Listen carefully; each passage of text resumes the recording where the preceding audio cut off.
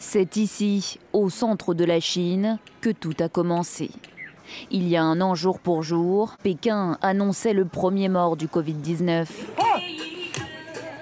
365 jours plus tard, l'insouciance règne dans les rues de Wuhan. Le virus n'est plus une menace pour les habitants.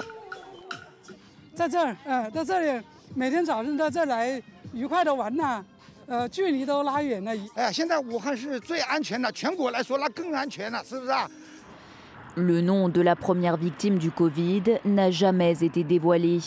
Ce que l'on sait, c'est qu'il s'agit d'un homme de 61 ans qui fréquentait ce marché, considéré comme le premier foyer de l'épidémie.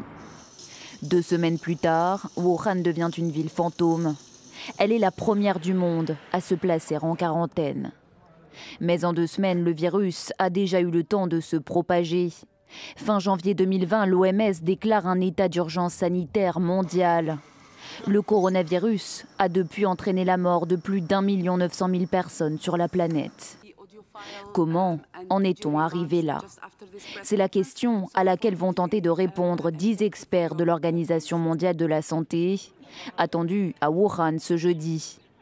Leur visite maintes fois reportée est ultra sensible pour Pékin, qui aux yeux du monde refuse d'être pointé du doigt à cause de l'épidémie. Selon les chiffres officiels, la Chine est presque parvenue à éradiquer la maladie sur son sol. Pourtant, ces derniers jours, le pays fait face à une résurgence du Covid dans le Hebei, la province qui entoure Pékin. Sauf urgence absolue, ces 76 millions d'habitants ne peuvent désormais plus quitter leur province.